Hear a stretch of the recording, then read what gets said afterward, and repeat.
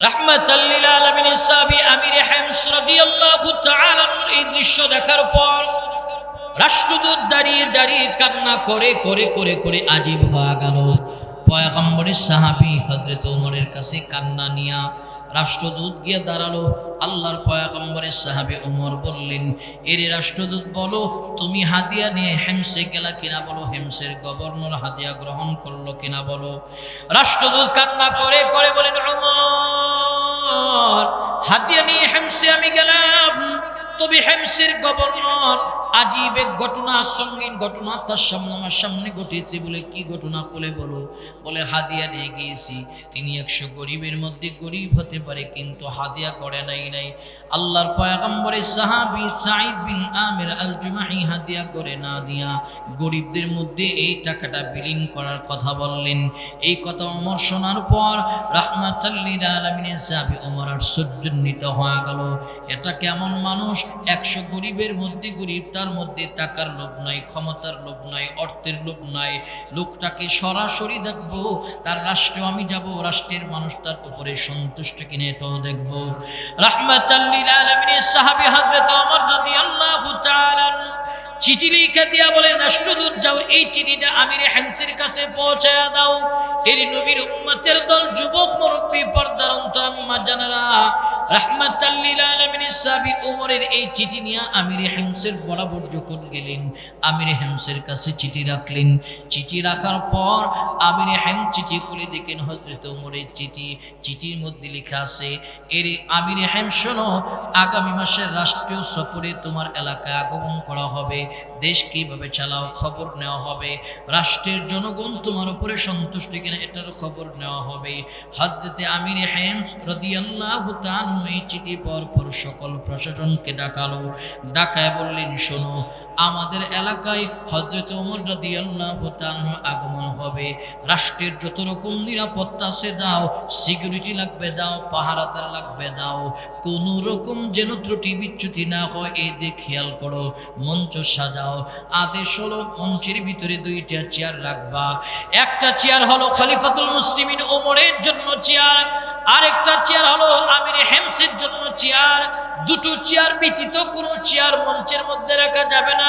এরই নবীর উম্মতের দল রাহমাতাল লিল আলামিনের সাহাবী ওমর যখন রাষ্ট্রীয় সম্মাননার মাধ্যমে ইস্তেকবাল দিয়া মঞ্চের মধ্যে ওঠানো হলো, হযরত ওমর মঞ্চে বসা একে একে একে একে অতীত বৃদ্ধ সব বক্তব্য পেশ করলেন। হযরত ওমরের নাম ঘোষণা করা হলো, প্রধান আকর্ষণ, প্রধান অতিথি আলোচনা করবেন। হযরত ওমর কোরআন সুন্নাহর আলোকে চমৎকার হৃদয় বিদারক আলোচনা করলেন। আলোচনার শেষ ভাগে বলেন, শোনো এরে হিমসের অধিবাসীরা, শোনো, তোমাদের এলাকার গভর্নর হলো সাঈদ বিন আমির আল জুমহি, তোমাদের এলাকা পরিচালনা করে তোমাদের মুখ্যমন্ত্রী সাঈদ। তোমাদের এলাকা চালাইতে গিয়া তোমাদের কোন রকম কষ্ট দিয়েছে কিনা বলো। যদি তার ব্যাপারে কোনো অভিযোগ থাকে আজকে আমার কাছে বর্ণনা করো। আমি ওমর এই মজমার ভিতরে একটা একটা করে খণ্ডিত করে করে করে করে করে করে তার বিচার করব। এই কথা হযরত ওমর বলার পর মঞ্চের সব মানুষগুলো উঁচু মাথাটা নিচু করে একজন আরেকজনের কানে কানে গিয়া বললেন, আসো কি 100 গরিবের মধ্যে 1 নম্বরের গরিব নবীর সাহাবী সাঈদ বিন আমির আল জুমহির বিরুদ্ধে অভিযোগ করনেওয়ালা আসো কি কেউ? হযরত ওমর তাকায় দেখলেন কেউ অভিযোগ করতে দাঁড়ায়। আবার দ্বিতীয়বার হযরত ওমর কথাটা তাকরার করে বললেন, শোনো হিমসের অধিবাসীরা, শোনো, তোমাদের কোনো ভয় নেই, টেনশন নাই। আমি ওমর তোমাদেরকে ওয়াদা দিলাম, দাঁড়িয়ে দাঁড়িয়ে দাঁড়িয়ে দাঁড়িয়ে তার বিচার করে যাব। কোনো অভিযোগ আছে কিনা বলো। এই কথা বলার পর মঞ্চের সামনের কোণা থেকে একজন লোক হাত উচ্চ করে বললেন, লাব্বাইকা আমিরাল মুমিনিন ওমর, আমার একটা অভিযোগ আছে। মঞ্চের পিছনের কর্নার থেকে আরেকজন হাত উঁচু করে বললেন, ওমর, আমার একটা অভিযোগ আছে। এমন করে মঞ্চ থেকে 4টা অভিযোগ উঠে গেল। রাহমাতাল লিল আলামিনের সাহাবী আমির হিম উঁচু মাথাটা নিচু করে কান্না আরম্ভ করলো। কান্না করে করে করে করে বলতেছেন, আল্লাহ, আমি 100 গরিবের মধ্যে 1 নম্বরের গরিব, আমার বিরুদ্ধে 4টা অভিযোগ উঠে গেছে, না জানি অভিযোগগুলি কি। হযরতে ওমরের সামনে কান্না করতেছে। হযরত ওমর বলেন, শোনো, অভিযোগ করনেওয়ালা তোমাদের কাছে গিয়ে অভিযোগ খণ্ডিত করা সম্ভব হবে না। তোমরা যদি অভিযোগ খণ্ডিত চাও, মঞ্চের এক কর্নারে চলে আসো, একটা অভিযোগ শুনবো, একটা খণ্ডিত করব। এই আদেশ দেওয়ার পর রাহমাতাল লিল আলামিন সাহাবী এই কথা শুনিয়া মঞ্চের কাছে চলে আসলো। মঞ্চের কাছে আসার পর হযরত ওমর 1 নম্বর অভিযোগ করনেওয়ালাকে বললেন, এরই 1 নম্বর অভিযোগ করনেওয়ালা, বলো তোমার আনিত অভিযোগ বিচার কি, বলো। 1 নম্বর অভিযোগ করনেওয়ালা বলেন, ওমর, আমার অভিযোগ হলো আমাদের মুখ্যমন্ত্রী সাঈদ বিন আমির আল জুমহি, তিনার বিরুদ্ধে অভিযোগ এনেছি। তিনি আমাদেরকে দিনের বেলা সময় দেয়, রাত্রের বেলা সময় দেয় না। তিনি আমাকে দিনের বেলা সময় দেয়, রাত্রে কেন সময় দেয় না, এটা আপনার কাছে আজকে জানতে চাই। ওনার মাধ্যমে, আপনার মাধ্যমে ওনার কাছ থেকে জানবার চাই। হযরত ওমর রাদিয়াল্লাহু তাআলা আমির হিমসকে ডেকে বললেন, এর সাঈদ, বলো কেন এদেরকে দিনের বেলা সময় দাও, রাতের বেলা কেন সময় দাও না, বলো। সাঈদ বিন আমির আল জুমহি রাদিয়াল্লাহু তাআলা চোখের পানি ছেড়ে ছেড়ে নিচু মাথাটা উঁচু করে বলেন, ওমর, আমার হায়াতের নির্দিষ্ট কোনো কৌটা আমার জানা নাই। মরতে হবে এটা জানি, মারা যাব এটা জানি, তবে কখন মরবো সময়টা অনিশ্চিত, মরবো এটা নিশ্চিত, সময়টা অনিশ্চিত। এই কারণে আমি আমার হায়াতটারে 2টা খণ্ড করলাম, ভাগ করলাম। এর নবীর উম্মতের দল খেয়াল করেন, হযরত ওমর সামনে সাঈদ বলেন, ওমর, হায়াতটারে 2টা খণ্ড করলাম। কাসসামতু হায়াতি বাইনা আবদি ওয়া বাইনা রাব্বি, আমার হায়াতটারে 2টা খণ্ড করলাম।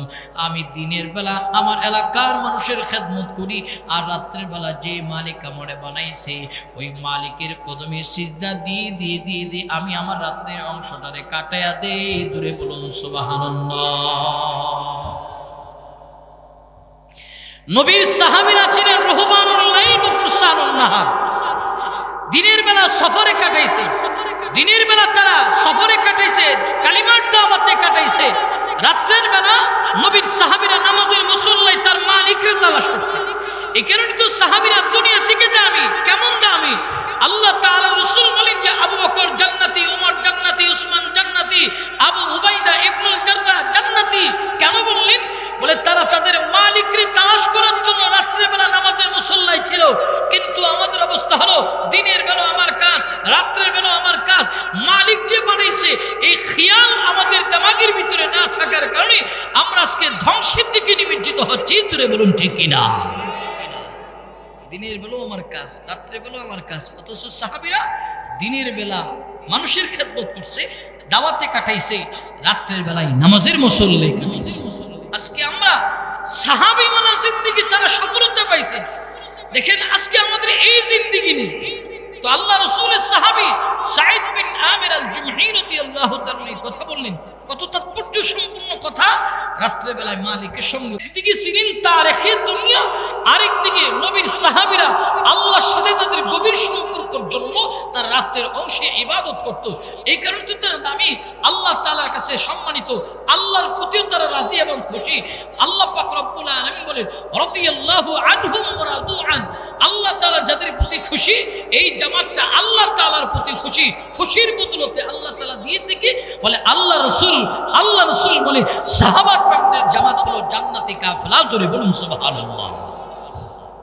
দামি কাফেলা বলছে, আমরা দামি বলতে চাই, কিন্তু বর্তমানে আমাদের বর্তমান অবজারভেশন করলে দেখা যাবে আজকে আমাদের কাছে রব্বে কায়নাতের কদমে সিজদা দেওয়ার গুরুত্ব নেই। আজকে আমাদের অধপতন আর সবকিছুর মাধ্যম হলো আমরা আমার রব থেকে অনেক দূরে চলে গেছি, অনেক দূরে চলে গেছি। এই হলো বর্তমান অবস্থা। বর্তমান প্রেক্ষাপট হলো যে আমরা রবের কাছে যাওয়ার দরকার ছিল ইবাদতের মাধ্যমে। আমরা আমাদের নিজেদের কাজ বাড়িয়ে দুনিয়ার সেটেলমেন্টের চিন্তা করতেছি, আখিরাতের সেটেলমেন্টের খবর আমাদের নাই। দেখেন দুনিয়ার সেটেলমেন্ট কি? একটা গাড়ি, একটা বাড়ি, একটা নারী, এরপরে ছেলে মেয়ে হয়েছে। তো এটা গুছাইতে গিয়ে দুনিয়াটা এইভাবে গুছাইতে গিয়ে আমার হায়াতের জিন্দেগির 60 বছর শেষ। এরপরে মালাকুল মউত আজরাইল চলে আসে। প্রিয় ভাইরা আমার, অনেক মানুষ আছে লেখাপড়া করে 20 বছর পর্যন্ত, এরপর একটা চাকরি তালাশ করে, চাকরির পর বিয়ে করে, চাকরি পাইতে গিয়ে 30 বছরের কোটায় চলে যায়, চাকরি পাওয়ার পর বিয়ে করে, বিয়ার পর আবারও 5 বছর বিবিধি নিয়ে আনন্দে কেটে যায়, 5 বছর পর বাচ্চা হয়, বাচ্চার একটু লালন পালন করতে গিয়ে আরো চলে যায় 5-7 বছর, গেল 40 বছর। প্রিয় ভাইয়ের আমার, এখন চিন্তা হয় যে বাচ্চাটাকে প্রতিষ্ঠিত করি, বাচ্চাকে প্রতিষ্ঠিত করে বাবার মেহনত চলে আরো 10 বছর, হয়ে গেল 50। প্রিয় ভাইয়ের আমার, সন্তান প্রতিষ্ঠিত হইল, বাবা একটু আরামে থাকবে, তখন ডাক্তারের কাছে গেল ডায়াবেটিস, ডাক্তারের কাছে গেল ডায়াবেটিস, মেপে খাইবা। প্রিয় ভাইয়ের আমার, মেপে খাইবা। এই 10 বছর রোগ বালাই নিয়ে চলতে হয়, ডাক্তারের কাছে দৌড়াইতে হয়, এমুক রোগ তমুক রোগ, তো হায়াতে জিন্দিগি এইভাবেই শেষ করলাম। প্রিয় ভাইয়ের আমার, দুনিয়ার সেটেলমেন্টের চিন্তা আমরা ঠিকই করি, কিন্তু আখিরাতের সেটেলমেন্টের চিন্তা আমাদের নাই। এই হলো বর্তমানের মানুষদের অবস্থা, যদি বলুন ঠিক কিনা। আখিরাতের সেটেলমেন্টের জন্য দুনিয়ার সব সময় যে আল্লাহকে দিতে হবে বিষয়টা এমন নয়, কিছু সময় কাটিং করে, দুনিয়ার কিছু সময় কাটিং করে আল্লাহকে দাও। দেখেন মসজিদের মিনার থেকে আযান হয়, আল্লাহু আকবার, আল্লাহু আকবার। আল্লাহ সবচেয়ে বড় দুনিয়ার কাজ বড় নয়, হাইয়া আলাস সালাহ, কল্যাণে নামাজের দিকে এসো, হাইয়া আলাল ফালাহ, কল্যাণের দিকে আগাও। এই করে করে করে করে মুয়াজ্জিন আমাকে আপনাকে ডাকে, কিন্তু আমাদের অবস্থা হলো দিনের বেলা আমার কাজ, রাত্রে বেলা আমার কাজ, দিনের বেলাও আমার কাজ, রাত্রে বেলা আমার কাজ। আল্লাহকে রাজি করতে পারলাম না, খুশি করতে পারলাম না। আল্লাহকে যদি রাজি খুশি করতে চাও, তাহলে আল্লাহর দেওয়ার সময় থেকে কাটিং করে করে করে করে আল্লাহকে সময় দেওয়া লাগবে।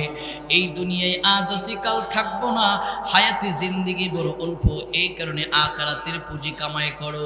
রাহমাতাল লিল আলামিন আমার বলেন, সবচেয়ে বুদ্ধিমান ওই ব্যক্তি যারা দুনিয়া থেকে আখিরাতের সেটেলমেন্টের চিন্তা করে, তারা বুদ্ধিমান। আর বোকা হলো তারা দুনিয়ার সব কিছু বুঝলো কিন্তু আখিরাতের সেটেলমেন্টের চিন্তা করলো না, তারা হলো বোকা।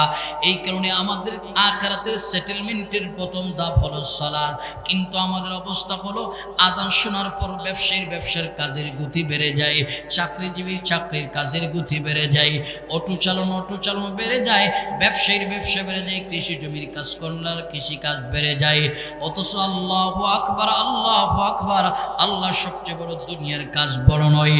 সব কাজ পিছনে ফেলে রাব্বে কায়নাতের কদমে সিজদা দেওয়ার জন্য আসো, কিন্তু আমরা রবের কদমে সিজদা দেওয়ার জন্য আসতে পারলাম না। এরই নবীর উম্মতের দল, যুবক, মুরব্বী, পর্দার অন্তরাম্মা জানেরা, খেয়াল করো, আজকে আমাদের অবস্থা হলো ব্যস্ত ব্যস্ত ব্যস্ত ব্যস্ত, শত ব্যস্ততা দেখাও, কিন্তু এই ব্যস্ততা একদিন শেষ হয়ে যাবে। মালাকুল মউত আজরাইল যেদিন আসবে সব ব্যস্ততা শেষ হয়ে যাবে। এই কারণে বলি, ব্যস্ততা দেখাও না।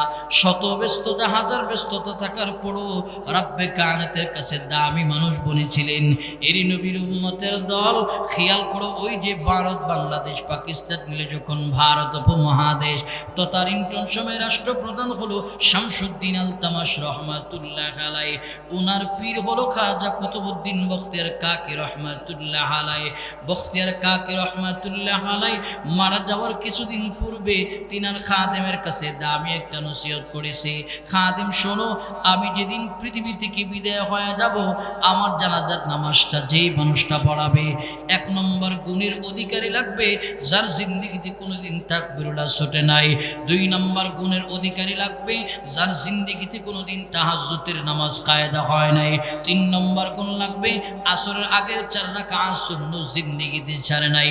4 নম্বর গুণ লাগবে বালেগ হওয়ার পরে পরনারীর দিকে কোনোদিন চোখ তুলে থাকাই নাই। এই 4টা দামি গুণওয়ালা যদি ময়দানে পাও, বখতিয়ার কাকি রহমাতুল্লাহ আলাইহি বললেন, কাকে আমার জানাজার নামাজের ইমাম বানাইবা, আর যদি না পাও ইমাম বানানো যাবে না। এর নবীর উম্মতের দল, যুবক, মুরব্বী, পর্দার অন্তরাম্মা জানেনা, খেয়াল করে নিন, বখতিয়ার কাকি রহমাতুল্লাহ আলাইহি যখন মারা গেল, চতুর্দিকের মানুষ পঙ্গপালের মতো ছুটে আসলো। আপনজনরা কাফনে মোড়ায় যখন লাশটারে ময়দানে নিয়ে গেল, ময়দানে নিয়ে যাওয়ার পর তৎকালীন সময়ের মুফতি, মুহাদ্দিস, খুতাব আযম সমস্ত মানুষ সামনের কাতারে দাঁড়ালো। আমাকে নিয়ে জানাজার নামাজ পড়ানোর ইমামতির জিম্মাদারি দেই। এই বলে বলে বলে বলে অনেকেই সামনের কাতারে দাঁড়ালো। সামনের কাতারে দাঁড়ানোর পর খাদেম লাশের পাশে দাঁড়ায় 4টা বিশেষ গুণের কথা যখন এলান করলেন, 4 গুণের কথা এলান করার পর তৎকালীন সময়ের মুফতি মুহাদ্দিস শাইখুল হাদিস সবাই নিজেদের অতীত মুতালা করে আর বলে এই জানাজার ইমাম হওয়ার যোগ্য আমি নয়। পিছনে যাই ময়দানে সব মানুষ তাকাইছে কি এ দামি গুণওয়ালা। এমন সময় সবাই তাকায়া দেখে সামনের কাতার থেকে একজন মানুষ খাজা কুতুবউদ্দিন বখতিয়ার কাকি রহমাতুল্লাহ আলাইহি লাশটার পাশে গেল। যেই মানুষটা বখতিয়ার কাকির লাশের পাশে গেল, এই মানুষটা হলো তৎকালীন সময়ের দিল্লির বাদশাহ, তৎকালীন সময়ের বাদশাহ শামসুদ্দিন আলতামাশ রহমাতুল্লাহ আলাইহি। শামসুদ্দিন আলতামাশ রহমাতুল্লাহ আলাইহি তিনি এত বড় একটা রাষ্ট্রের বাদশাহ হওয়ার পরও 4টা দামি দামি গুণের মালিক ছিলেন। তিনি বখতিয়ার কাকির মুখ থেকে কাফন সরালো। কাফন সরে কান্না করে করে কপালে চুমু খেয়ে বলেন, বখতিয়ার কাকি আপনি পৃথিবী থেকে বিদায় হয়ে গেলেন।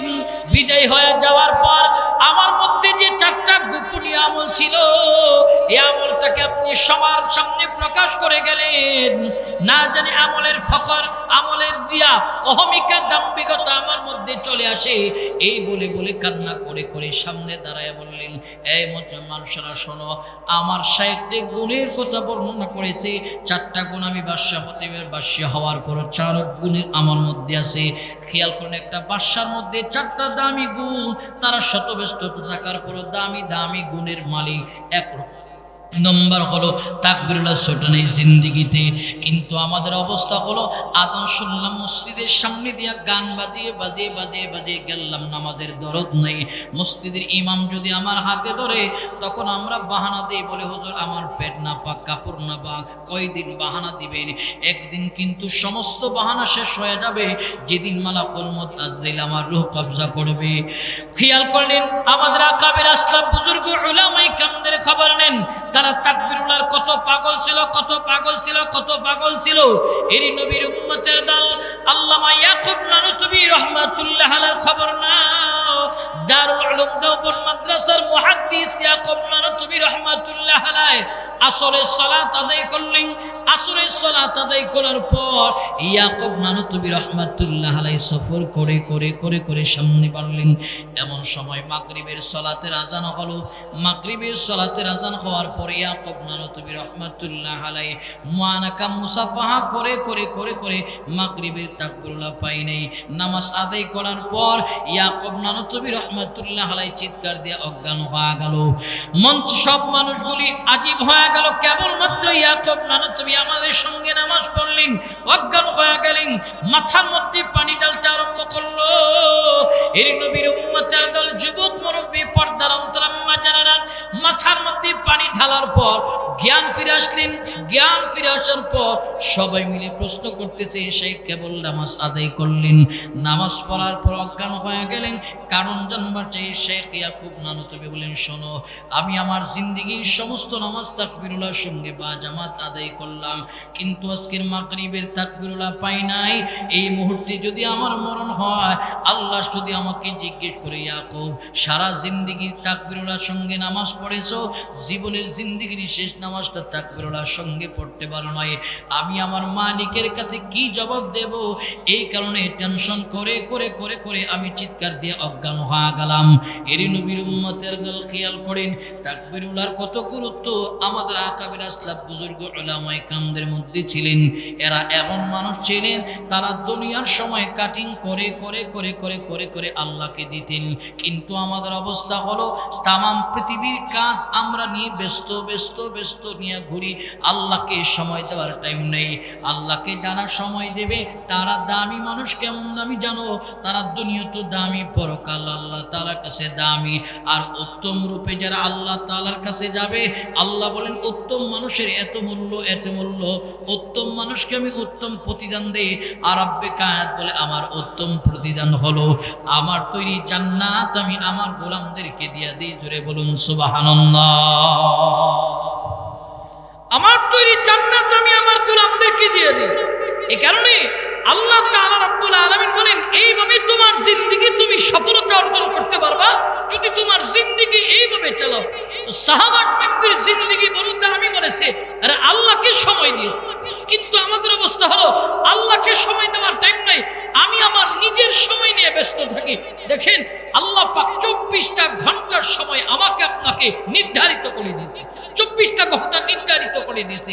এই 24 ঘন্টা থেকে দৈনন্দিন ইহতিমামের সহিত 5 ওয়াক্ত বা জামাত নামাজ আদায় করতে গেলে 1 ঘন্টার সময় ব্যয় হয়।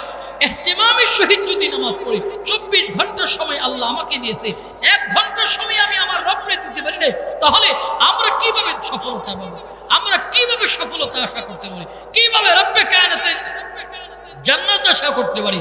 জান্নাত তো তারাই পেয়েছে যারা রব্বে কায়নাতকে সময় দিয়েছে। প্রিয় ভাইয়ের আমার, হযরত ওমর রাদিয়াল্লাহু তাআলা 1 নম্বর অভিযোগ খণ্ডিত করার পর মঞ্চের সব মানুষগুলি লাজব হয়ে গেল।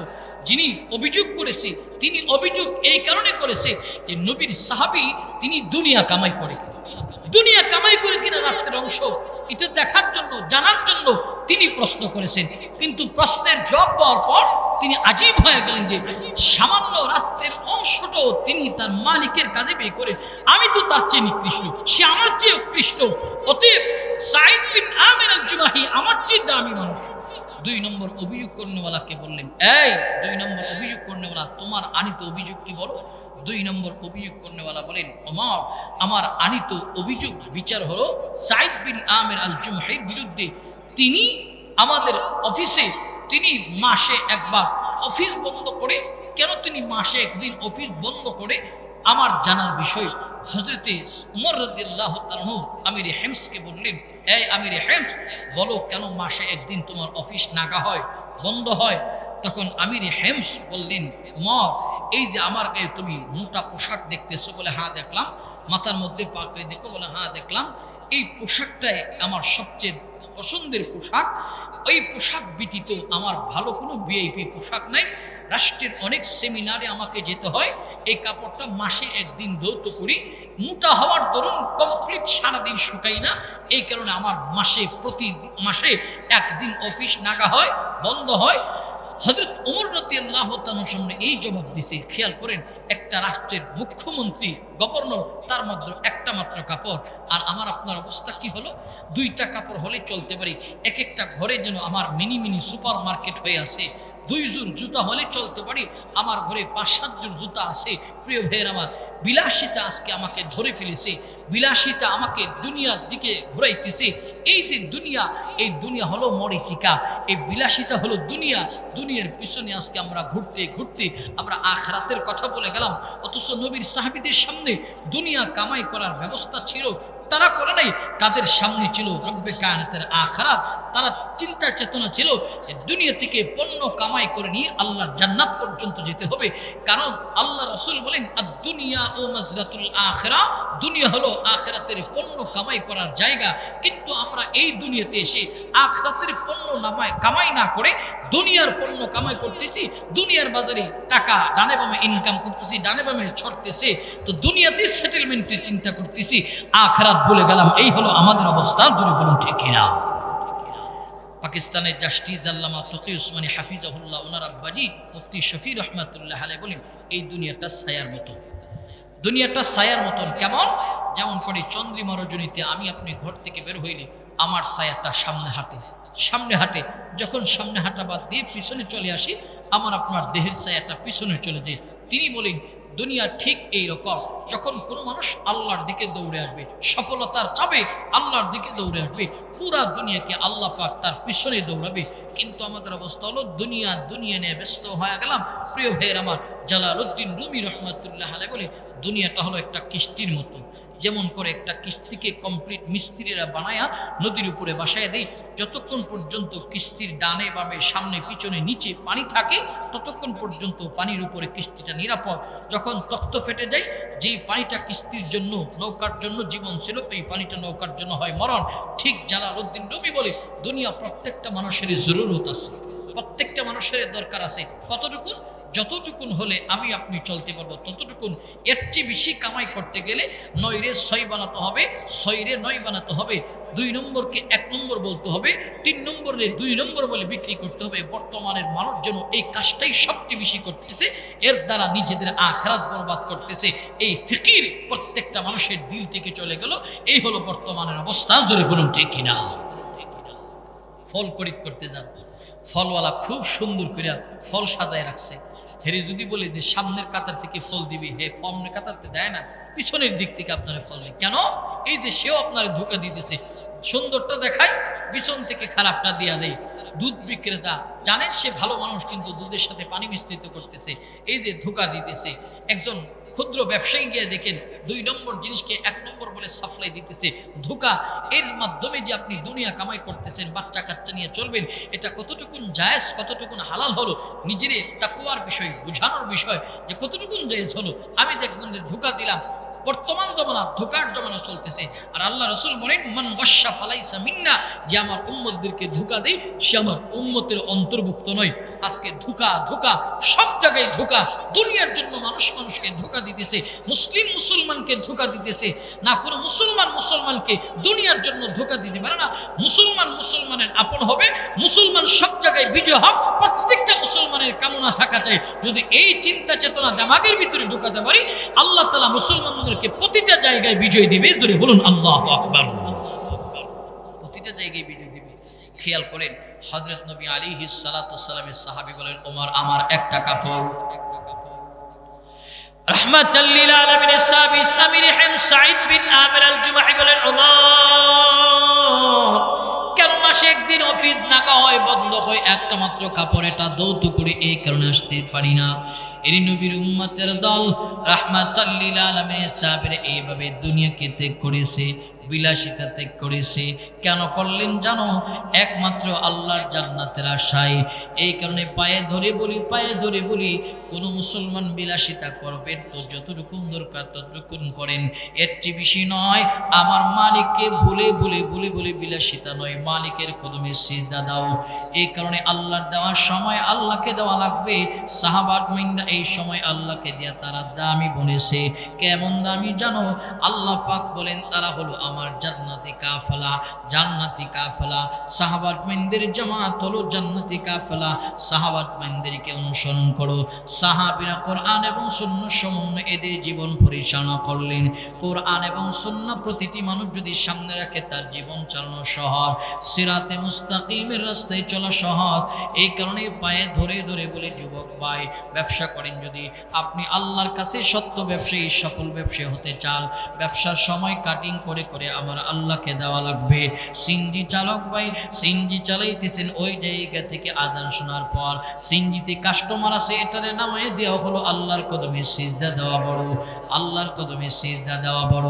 যদি দামি বনতে চান, এই কারণে সফল হতে চান, আল্লাহ তাআলার কাছে সব দিকে সফলতা অর্জন করতে হবে।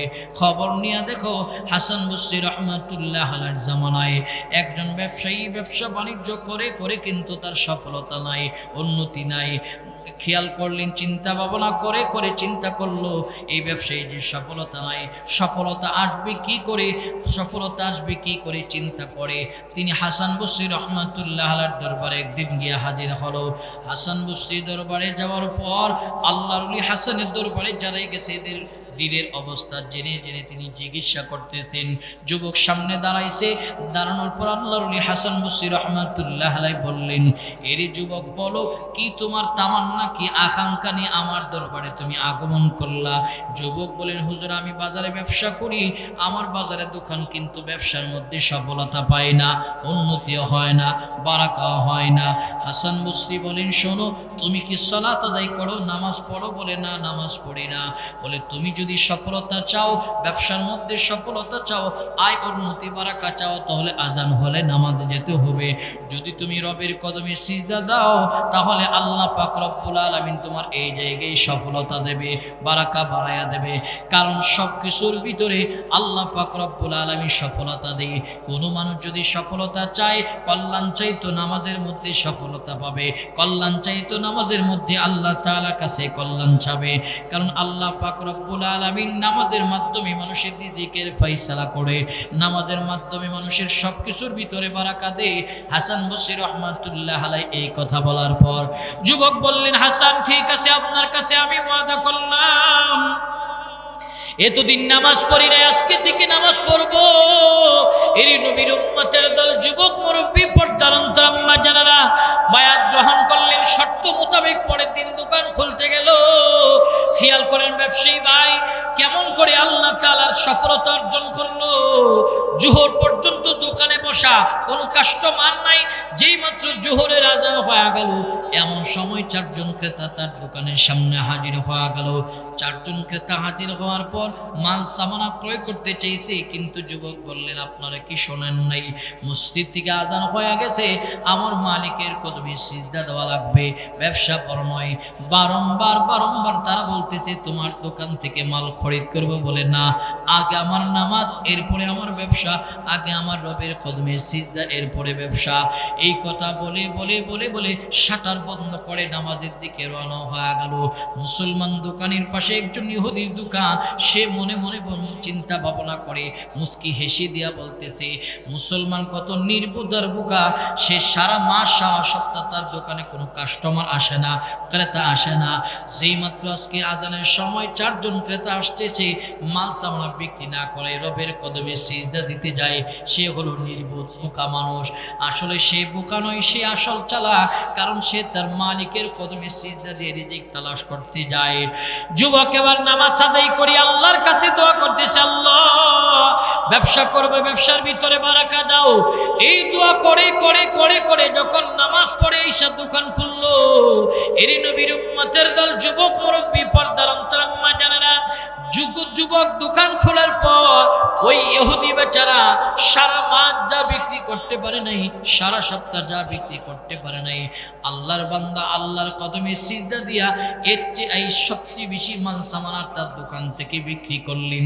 আনন্দে আত্মহারা হয়া পরের দিন সকালবেলা শেখ হাসান বসরি রহমাতুল্লাহ আলাইহির দরবারে হাদিয়া তোফানিয়া হাজির। শেখ হাসান বসরি রহমাতুল্লাহ আলাইহি বলেন, যুবক তুমি আর খুব আনন্দিত দেখা যায়, বোধহয় ব্যবসা ভালো হয়েছে। জি শেখ। মাল সামানা বেশি বিক্রি হয়েছে। জি শেখ।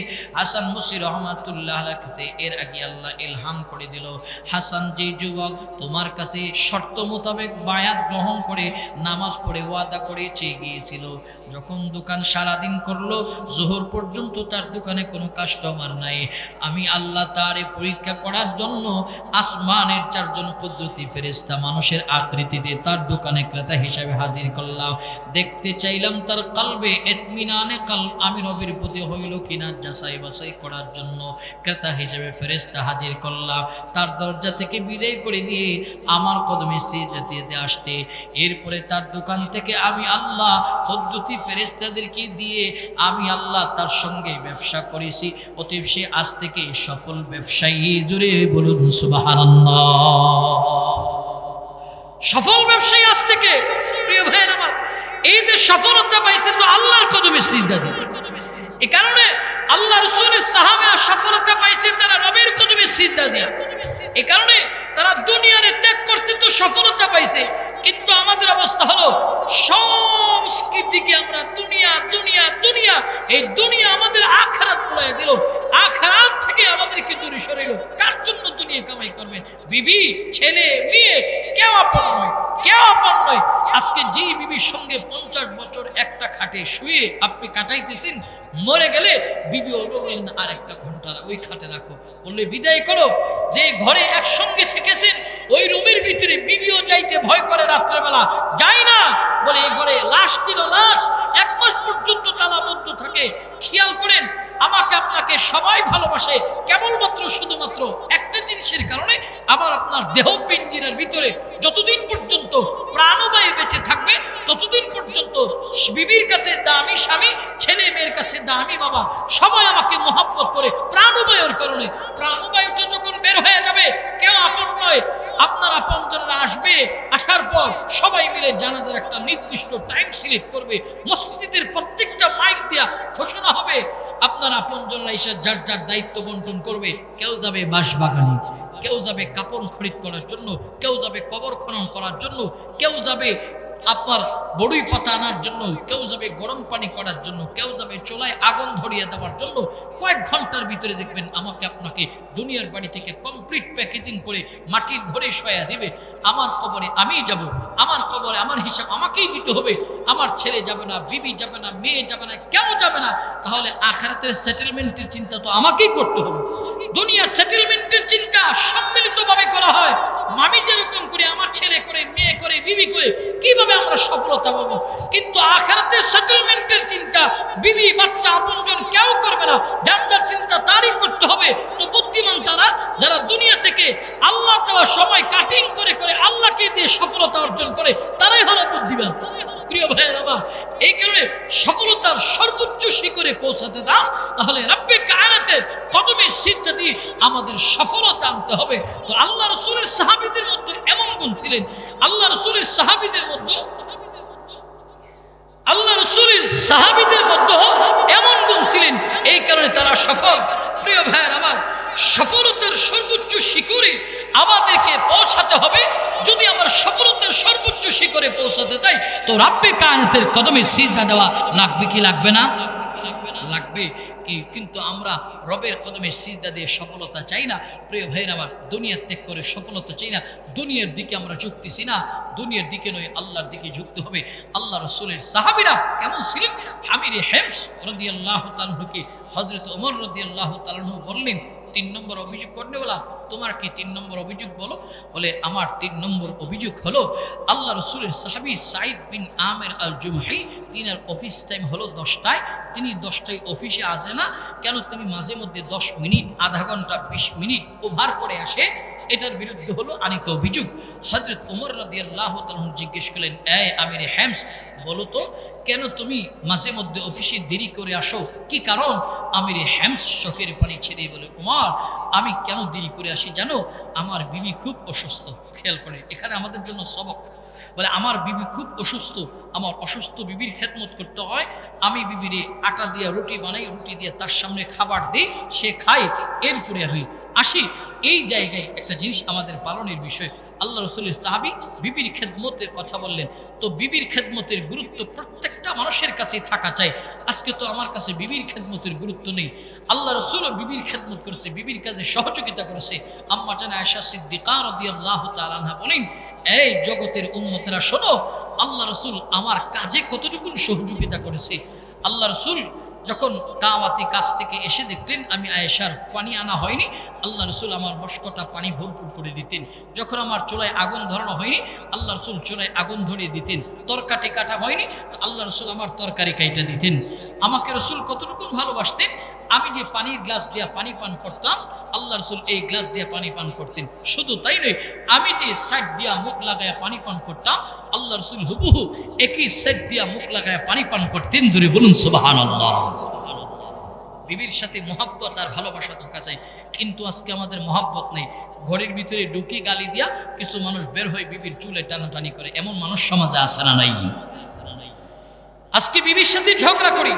দেখেন, স্বামী আর স্ত্রী যখন ঝগড়া করে, স্বামী আর স্ত্রী যখন ঝগড়া করে, তো মাঝখানে থাকে মরদুদ শয়তান। স্বামী আর স্ত্রী যখন ঝগড়া করে, স্বামী আর স্ত্রীর বন্ধনটাকে আলাদা করার জন্য শয়তান অল টাইম চক্রান্তের মধ্যে থাকে। যখন স্বামী আর স্ত্রী ঝগড়া হয়, তো ঝগড়ার মাত্রা যখন বেড়ে যায়, বিবি বলে তোর বাদ খামো না, স্বামী বলে তোরে 3 কান কথা বলে দিলাম যা। এমনও ফ্যামিলি পাওয়া যায় আমাদের কাছে, রাত 2টা 3টা বাজে ফোন দিয়ে, হুজুর বিবিরে রাগের মাথায় তালাক তালাক শব্দ ব্যবহার করছি, বিবি আসে না গেছে, রাগের মাথায় দেন আর সুস্থ অবস্থায় দেন, 3 কান কথা তালাক তালাক শব্দ বের হয়ে গেছে, তো আলাক হয়ে গেছে। প্রিয় ভাইয়ের আমার, দেখেন আমাদের কিছু অঙ্গ আছে, এগুলি রশি দিয়ে বেঁধে রাখলে বেঁধে রাখা যায়। হাত 2টা মারা আপনি কষ্টিপ দিয়ে বন্ধ করে রাখতে পারবেন, নাক দিয়া গান নেবেন না, বন্ধ করতে পারবেন, কান দিয়া শুনবেন না, বন্ধ করতে পারবেন। কিন্তু আল্লাহ তাআলা এমন একটা অঙ্গ দিয়েছে, পিচ্ছিল জিহ্বা, এটাকে ধরে রাখা যায় না, বেঁধেও রাখা যায় না, কষ্টিপ দিয়েও রাখা যায় না। এই কারণে এই যে জিহ্বা, দেখেন একটা জিহ্বার কারণে আমি একটা মেয়েকে, অপরিচিত মেয়ে, কবুল কবুল বলার কারণে, 3 বার কবুল বলার কারণে সে আমার আপন হয়, জনম জনমের আপন হয়। কিন্তু এই জিহ্বা দিয়ে তালাক তালাক শব্দ বলার কারণে চিরতরে আলাক হয়ে যায়। প্রিয় ভাইয়ের আমার, এই কাজটি আজকে সমাজের ভিতরে বহু মানুষ রাগের মাথায় করতেছে, আবার রাগের মাথায় স্বামীর স্ত্রী তালাক হয়ে গেছে, বহু ফ্যামিলি আছে, দুজন মিলে আবার রাগ কমার পর তুইও কাউরে কইবি না, আমিও কাউরে কমু না, আমরা দুইজন ঠিক রাখলে তো সব ঠিক। যা দেখবেন সংসার করতেছে, জেনা করতেছে, বাচ্চা কাচ্চা জন্ম হইতেছে, জেনার বাচ্চা জন্ম হইতেছে, এমন বহু ফ্যামিলি তালাশ করলে সমাজের ভিতরে পাওয়া যাবে, জোরে বলুন ঠিক কিনা? বহু পাওয়া যাবে। এই কারণে স্বামী আর স্ত্রীর মহব্বতের বন্ধন বাড়াতে হবে। আলাপ নয়, ঝগড়া হবে, ফাসাদ হবে, মানুষ হিসেবে ঝগড়া যদি হতেই পারে, স্বামীর স্ত্রীর মধ্যে একটু কথা কাটাকাটি হলে একজন থেমে যাও, একজন থেমে যাও। রাগ বেশি উঠছে, দাঁড়ানো অবস্থা থেকে বসে যাও, বসা অবস্থা থেকে শুয়ে যাও, শো অবস্থা থেকে যে উজু বানাও, উজু বানানো অবস্থা থেকে নামাজে দাঁড়াও।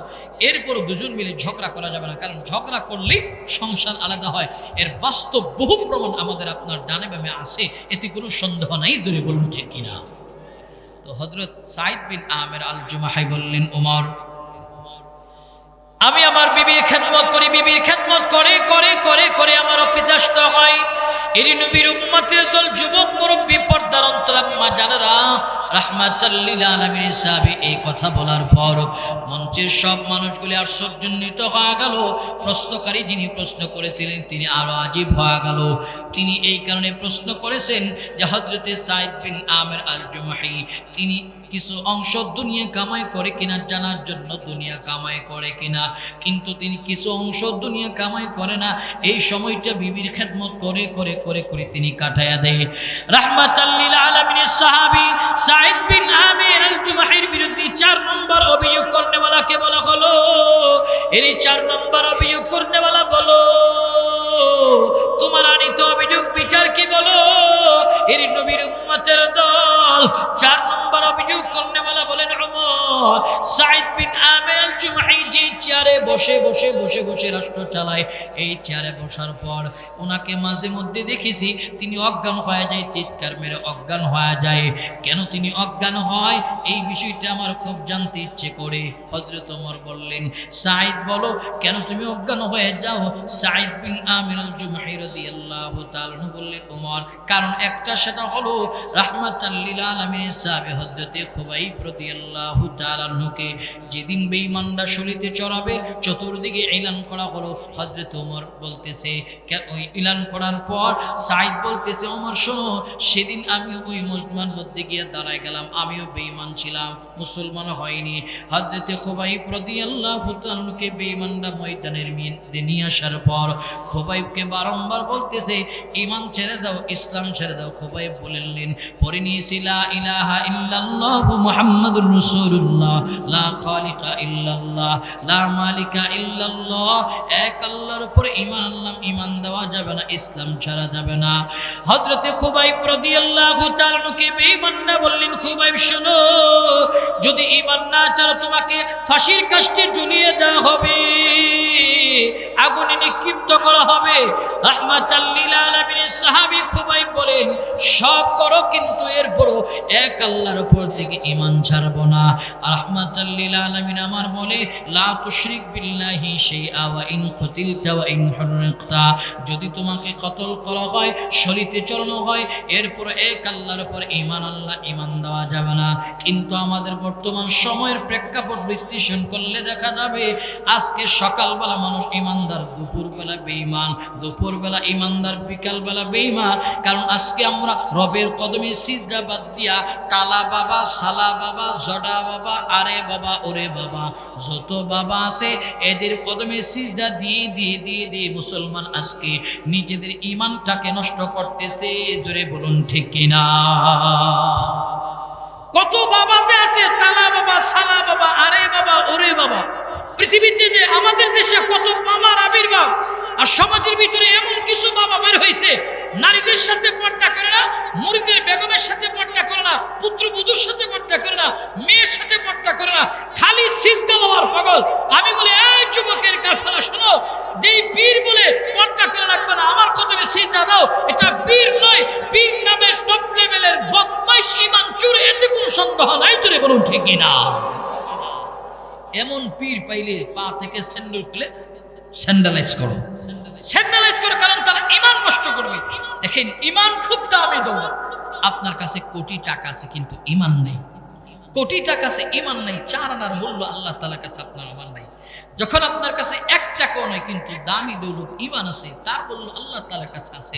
আজকে কিছু মানুষ আছে পীর ধরবেন, আমি পীরের বিরোধিতা করতেছি না, পীর অত মুরব্বী যিনি আমাদেরকে কোরআন এবং সুন্নাহ মোতাবেক সবক দেবে, শরীয়ত যার কাছে আছে, কিন্তু শরীয়ত নাই, শরীয়তের আইন কানুন কোনো কিছুই সে মানে না, পর্দা করে না, এরপরে বেপর্দা হয়ে ঘুরে, নামাজ পড়ে না। বহু পীর আছে গোসলও করে না, তার শরীরের সামনে গেলে দুর্গন্ধ বের হয়, সেও আবার পীর দাবি করে। প্রিয় ভাইয়ের আমার, আজকের পৃথিবীর মানুষ, আমাদের দেশের মানুষরা ন্যাংটার কাছে গিয়ে মরিদ হয়ে মাল পাওয়া না চায়, এমন মানুষ সমাজে আছে না নাই? যদি জিজ্ঞেস করা হয় ন্যাংটার কাছে মরিদ হয়েছে কে, হুজুর ন্যাংটার ভিতরে কি মাল আছে আপনারা জানবেন কি? ফখরে বাঙ্গাল তাজুল ইসলাম রহমাতুল্লাহ আলাইহি, ফখরে বাঙ্গাল তাজুল ইসলাম রহমাতুল্লাহ আলাইহি একদিন রাস্তা দিয়ে পথ চলতেছে, এমন সময় একজন ন্যাংটা পীর তার মুরিদার নিয়ে পথ চলতেছে। তো ফখরে বাঙ্গাল তাজুল ইসলাম রহমাতুল্লাহ আলাইহি এই ন্যাংটারে দেখা খাদেমদেরকে দিয়ে ধরে আনছে, আইনা বলতেছে ন্যাংটাকে, হুজুর আপনারা শরীয়তের মোল্লা, আপনারা মারিফত বলবেন কি? ফখরে বাঙ্গাল তাজুল ইসলাম রহমতুল্লাহ আলাইহি কি তোর মারিফত একটু খুলে কো। হুজুর দুনিয়ায় আইসি ন্যাংটা, কবরে থাকবো ন্যাংটা, মাঝখানে আবার কাপড়কে দলিল দিছে। ফখরে বাঙ্গাল তাজুল ইসলাম রহমতুল্লাহ আলাইহির কাছে দলিল আছে, যেহেতু তার কাছে শরীয়ত আছে, শরীয়তের মোল্লার কাছে দলিল আছে। ফখরে বাঙ্গাল তাজুল ইসলাম রহমতুল্লাহ আলাইহি এ খাদেম, দোকান থেকে সবচেয়ে ওজনদার যে বাটকির আছে, কেজি বাটকিরে নিয়ে আই। ন্যাংটাকে হুজুর কেজি বাটকিরে কেন?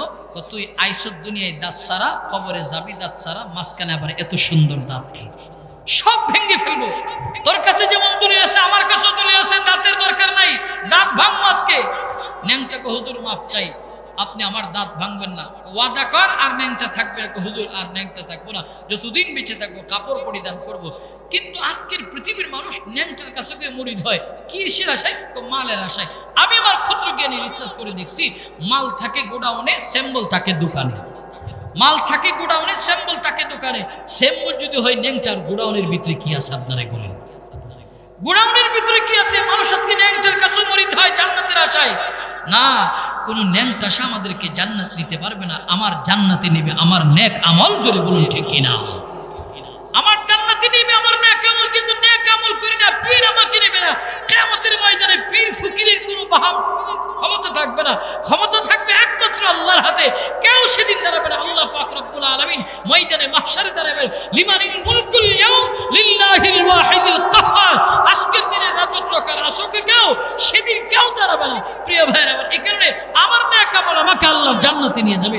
তবে হ্যাঁ, আমি কোরআন এবং সুন্নাহর সবক নিব একজন মুরব্বির হাতে, যিনি আমাকে শরীয়তের ভিতরে কোরআন এবং সুন্নাহর সবক দিবে।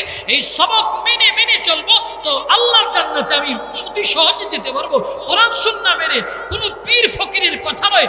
পীর ফকির যাকে আমি ধরবো, তিনি আমাকে দেখবো কোরআন এবং সুন্নাহ থেকে সবক দেয় কিনা, নাকি ব্যক্তি মতাদর্শ কায়েম করার জন্য তিনি সবক দেয়, এই জিনিসটা আমাকে দেখতে হবে।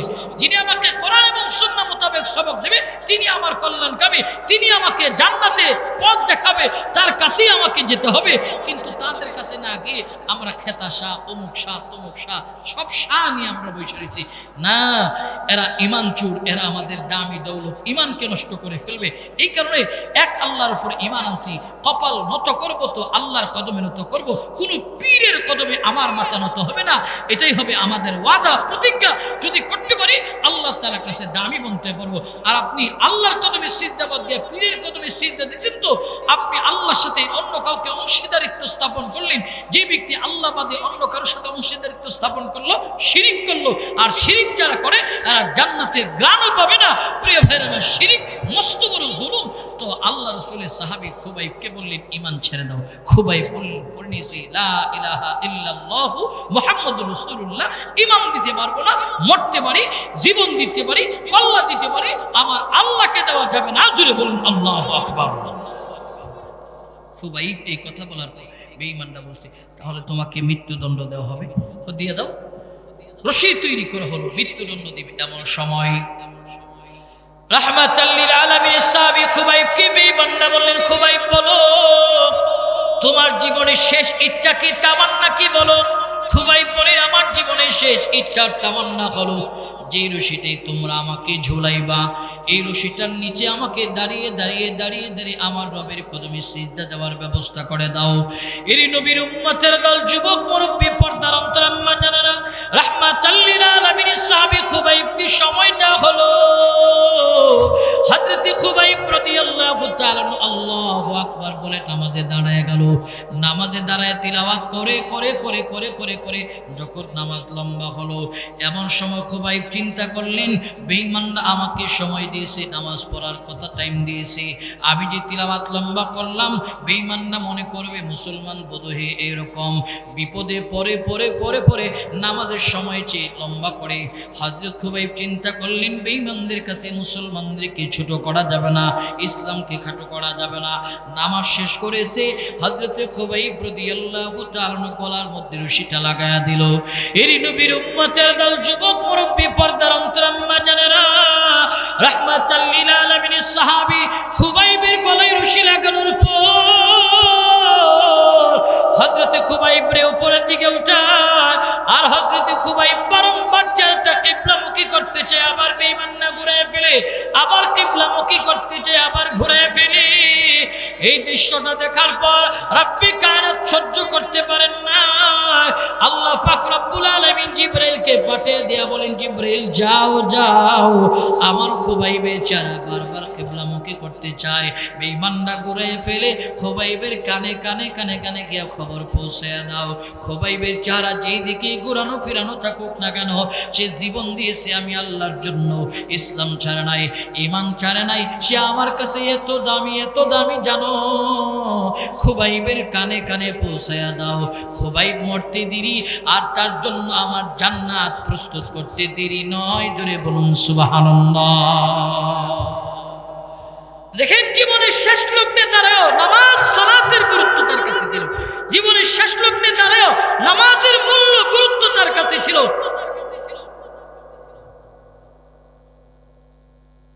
না না, আমি তো আমার যে টাইম দিয়েছিলাম শেষ করব ইনশাআল্লাহ। ভাই, এই কারণে নামাজের গুরুত্ব, সালাতের গুরুত্ব আমার আপনার কাছে নেই। আমাদের অবস্থা হলো দুনিয়া নিয়ে ব্যস্ত, আজান হয় মসজিদে আসতে পারি না। না, আল্লাহর দেওয়া সময়গুলিকে কাজে লাগাতে হবে, আল্লাহর দেওয়া সময়গুলিকে কাজে লাগাতে হবে। আল্লাহ পাক রব্বুল আলামিন এই কারণেই বলে, সফলতা চাও তো নামাজের মধ্যে চাও। এই দুনিয়া তোমাকে সফলতা দিতে পারবে না, দুনিয়াকে লাথি মারলে তোমার সফলতা আসবে। আমার তেলাওয়াতকৃত আয়াতের ভিতরে শানে নুজুলে আল্লাহ পাক রব্বুল আলামিন একটা ঘটনা উল্লেখ করে দেয়। আল্লাহ রাসূলের একজন সাহাবী, তিনি অনেক সম্পদওয়ালা, টাকাওয়ালা, যার নাম হলো হযরতে সুহাইব রুমি রাদিয়াল্লাহু তাআলা আনহু। তিনি খুব তীরন্দাজ, তীর ভালো চালাইতে পারে, মক্কার ভালো বংশের লোক। সুহাইব রুমি রাদিয়াল্লাহু তাআলা অনেক টাকাওয়ালা, পয়সাওয়ালা। এই সুহাইব রুমি চিন্তা করলেন, যেই মক্কায় আমার রাসূল নেই, মক্কা থেকে রাসূল মদিনায় হিজরত করছেন, এই মক্কায় আমি থাকি, হৃদয়ের শান্তি নেই। তো আল্লাহ রাসূলকে দেখলে আমার হৃদয়ে শান্তি আসবে, প্রশান্তি আসবে। অতএব যেহেতু রাসূল নেই, এই মক্কায় থাকবো না, সম্পদ সব রেখে তার বাবাকে নিয়ে তিনি মদিনার দিকে রওনা হয়েছে। তো সুহাইব রুমিকে বেদুইনরা গিয়ে আটকায় বললেন, সুহাইব তুমি কোথায় যাও? মক্কা থেকে মদিনায় যাই। বলে, কেন? তুমি না ভালো বংশের লোক, ভালো তীরন্দাজ, তোমার ধন সম্পদ সব আছে, তুমি মদিনায় যাও কেন? বলে, শোনো, আমার সব কিছু ডানে বামে আছে, কিন্তু আমার রাসূল নেই, আমার নবীকে আমি দেখতে পাই না। আমার রাসূলকে যদি দুই নয়নে আমি দেখতে পাই, আমার দিলে প্রশান্তি আসবে। আমার অর্থ করি দরকার নাই, সম্পদের দরকার নাই, টাকা পয়সা বিলাসিতার কোনো দরকার নাই, সব আমি বিসর্জন দিয়ে না মদিনায় যাইতেছি, আর কোনোদিন মদিনা থেকে ফিরব না। বেঈমানরা বলতেছে, সুহাইব তাহলে ধন সম্পদ কি করে গেছো? সব আল্লাহর রাস্তায় সাদকা করে গেছি, সাদকা করে গেছি, এই সম্পদের লোভ আমার নাই। সুহাইব রুমি রাদিয়াল্লাহু তাআলার পথ তারা আটকাইতেছে। সুহাইব রুমি বলেন, তোমরা জানো আমি কেমন তীরন্দাজ, আমার ব্যাগ থেকে যদি তীর বের হয় একজনও যেতে পারবে না। তোমাদের সম্পদের লোভ আছে, ক্ষমতার লোভ আছে, সম্পদ এমুক এমুক জায়গায় আছে, খবর দিয়ে দিতে, যাও সম্পদ নিয়ে নাও। এরপর আজকের দিনে তোমাদের সাথে ঝগড়ায় জড়াইতে চাই না, আমি নিরাপদে মদিনায় যেতে চাই, আমার রাস্তা ছেড়ে দাও। জোরে বলুন সুবহানাল্লাহ। সুহাইব রুমি রাদিয়াল্লাহু তাআলা আনহু সম্পদ সব বিসর্জন দিয়া মদিনার দিকে গেছে। তো আল্লাহ রাসূল তাকায় দেখলেন সুহাইব রুমি মসজিদ নববীতে হাজির। রাসূল সুহাইব রুমিকে দেখার পর আশ্চর্য হলেন, জিজ্ঞেস করলেন, সুহাইব তুমি এখানে? হ্যাঁ ইয়া রাসূলুল্লাহ, চলে এসেছি। অর্থ করি কোথায় আসছো? বলো সব আল্লাহ রাস্তায় দান করে দিয়ে আসছি। আল্লাহ রাসূল তখন মুস্কি হেসে দিয়ে বলেছিলেন, সাহিব তুমি তো দুনিয়ারে লাথি মারো নাই, এই দুনিয়ারে ত্যাগ কইরা তুমি মদিনায় এসে আল্লাহর জান্নাত তুমি খরিদ করে ফেলেছো। জোরে বলুন সুবহানাল্লাহ। জান্নাত খরিদ করে ফেলছো। প্রিয় ভাইয়ের আমার, এই কারণে দুনিয়া আমাদেরকে সফলতা দিতে পারবে না। সফলতা দিবে একমাত্র সালাত, সফলতা দিবে নামাজ। এই কারণে দুনিয়ার সময়টা কাটিং করে আল্লাহকে দেওয়া লাগবে। যারা আল্লাহকে দিবে তারা সফল। দৈনন্দিন 5 ওয়াক্ত বা জামাত আমাদেরকে সালাত আদায় করতে হবে। আজান শুনলাম, দুনিয়ার সব কাজ ফলে মসজিদে হাজিরে দিতে হবে। দেখেন আমরা আজকে আজান শোনার পর মসজিদে আসি না, কিন্তু একদিন মসজিদের খাটুলা ঠিকই আমার আপনার বাড়ি পৌঁছে যাবে। সেদিন কিন্তু মসজিদের মাঠে আমাকে কফিন বন্দি হয়ে আসতে হবে। সেদিনটার কথা চিন্তা করেন, মরতে হবে। এই বিষয়ে কারোর কোনো দ্বিমত নেই, সকলেই একমত। দেখেন আল্লাহ পাক রব্বুল আলামিন আল্লাযী খালাকাল মাউতা ওয়াল হায়াতা, আল্লাহ পাক রব্বুল আলামিন মৃত্যুর কথা আগে বলেছে, হায়াতের কথা পরে নিয়েছে। প্রিয় ভাইয়ের আমার, এরপরে আল্লাহ তাআলা বলে তোমাদের মধ্যে উত্তম যারা উত্তম কাজ করবে আমি আল্লাহ তোমাদেরকে পরীক্ষা করব। যারা উত্তম তারা আমি আল্লাহ তাআলার কাছে দামি। উত্তম কারা? যারা আল্লাহর সময় আল্লাহকে দেই, দুনিয়া অল্প সময় কামাই করে আল্লাহর দেওয়ার সময় থেকে আল্লাহকে সময় দেই, তারা তার এই দুনিয়া তারা আল্লাহ তাআলার কাছে দামি। এই কারণে বলবো বাপ, হায়াতে জিন্দেগির সময়টা আমাদের কাছে দামি। যুবক, হায়াতে জিন্দেগির সময়টা আমার আপনার কাছে দামি। আল্লাহ রাসূল বলে 5টা জিনিস তোমাদের কাছে চলে আসার আগে আগে 5টা জিনিসকে তোমরা গনিমত মনে করো।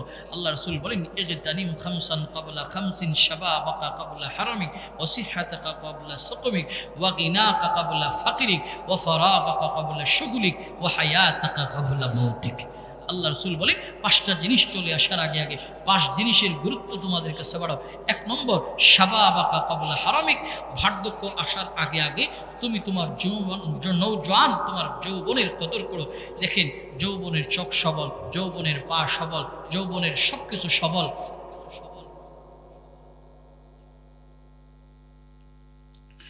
যৌবনের সবকিছু সবল। দেখেন যৌবনের জবান সবল, যৌবনের পা সবল, যৌবনের চোখ সবল, কিন্তু এই যৌবনের সবল সব অঙ্গ প্রত্যঙ্গ নিয়ে আমি আল্লাহর কাজে ব্যয় করি না। যৌবনের হাত দিয়ে কাউরে আঘাত করতেছি, এ হাতের ক্ষমতা একদিন থাকবে না।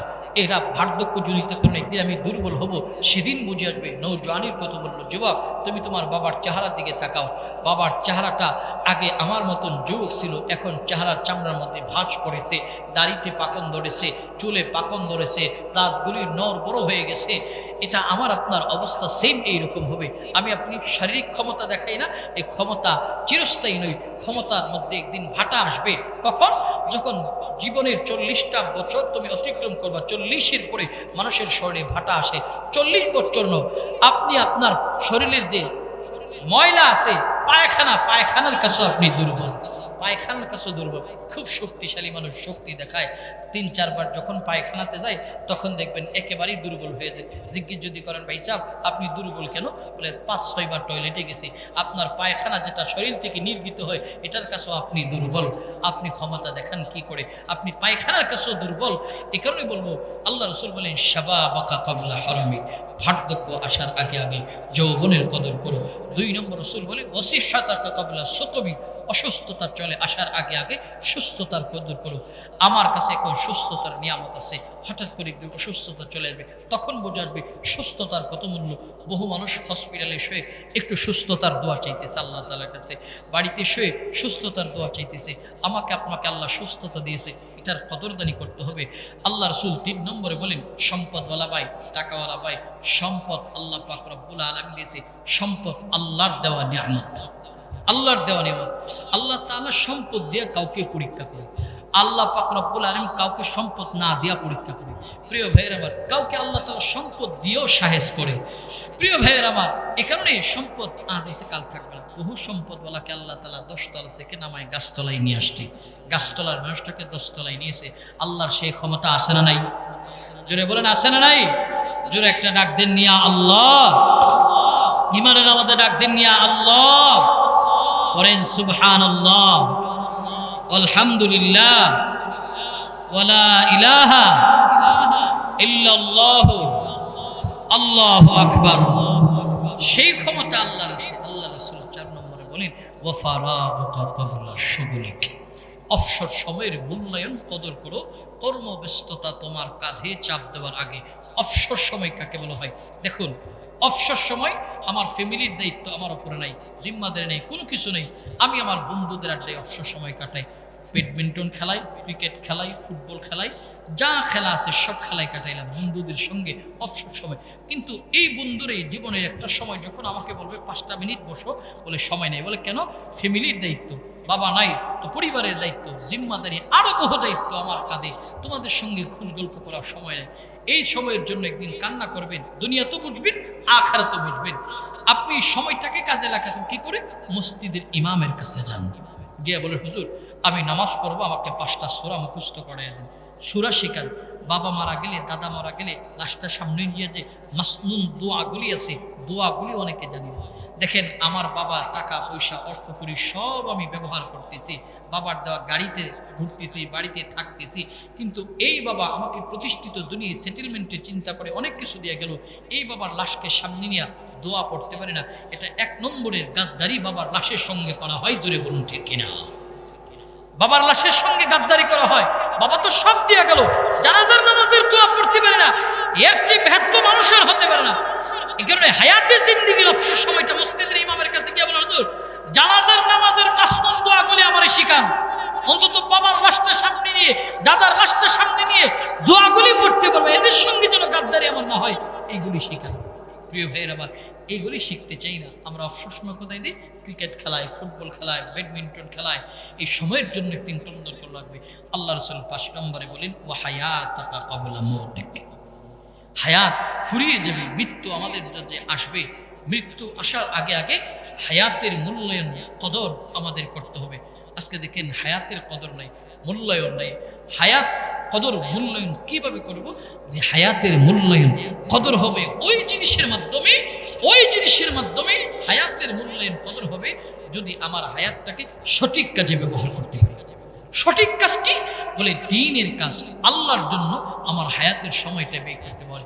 সময় পাইছেন, হায়াতে জিন্দেগির অল্প সময় অবসর পাইছেন, 3 দিনের নিসাবে বের হন, 24 ঘন্টার জন্য দাওয়াত ও তাবলীগের মেহনতে বের হন, কোনো বুজুর্গ আলেমের সোহবতে যান। কারণ সোহবতে আহলুল্লাহ এবং দাওয়াত ও তাবলীগের মেহনতে গেলে নিজেকে শুধরানো সম্ভব।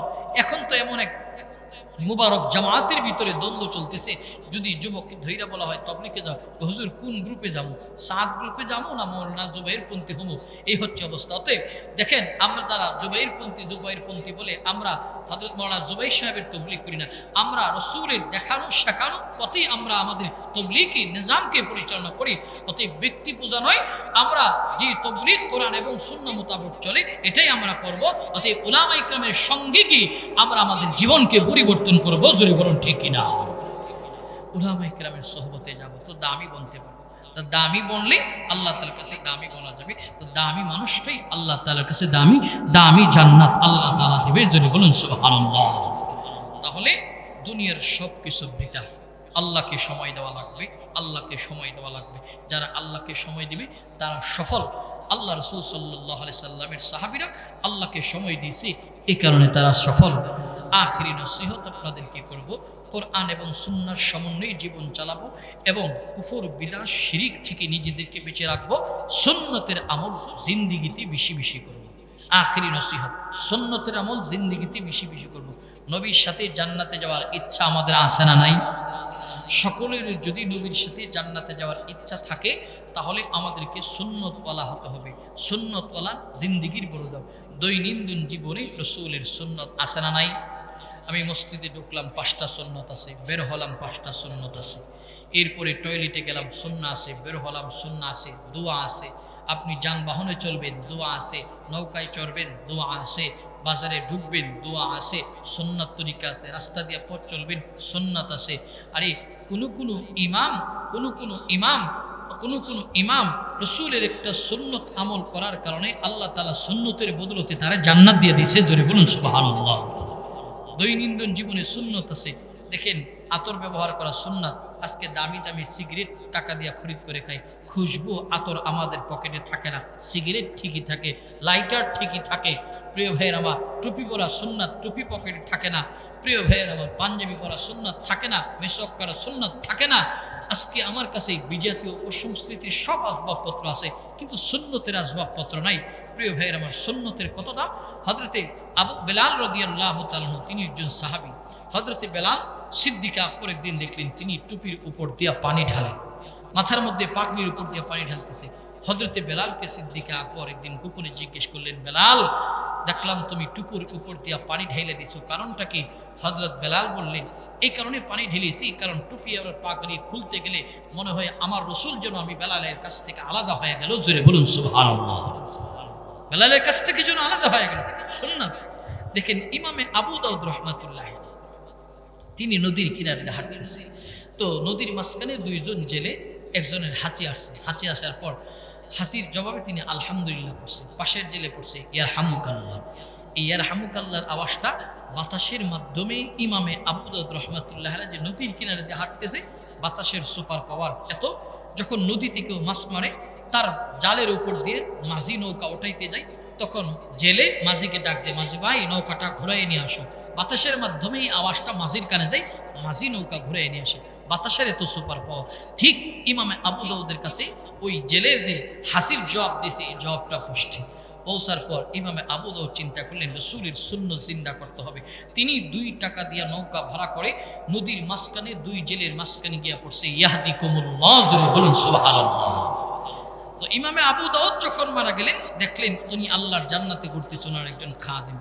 ইমামে আবু দাউদকে জিজ্ঞেস, আবু দাউদ, আল্লাহ পাক রব্বুল আলামিন কোন আমল আপনার সবচেয়ে বেশি পছন্দ করলেন? বলে, সেই আমল আল্লাহ রাব্বে কায়নাতের কাছে পছন্দ হয়েছে যেটা নিঃস্বার্থ করছেন, কোনো স্বার্থ ছিল না। আল্লাহ রাসূলের একটা সুন্নাত জিন্দা করতে গিয়ে নিজের পকেটে 2টা টাকা খরচ করেছিলাম, আল্লাহ তাআলার কাছে এই আমলটা সবচেয়ে পছন্দ হয়েছে, এই কারণে আল্লাহ তাআলা আমারে জান্নাত দিয়ে দিয়েছে। জোরে বলুন সুবহানাল্লাহ। অতএব সুন্নতওয়ালা জিন্দেগির বড় দাম। যুবক, মুরব্বী বাবা, যুবক ভাই, যারা মাইকের আওয়াজ শুনেছেন, যত